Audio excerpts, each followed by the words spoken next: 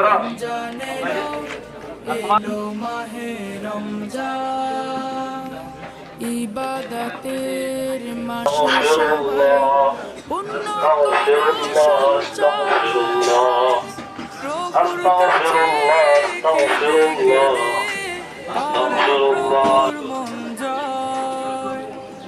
ইবাদতের মাসে সবাই পুণ্য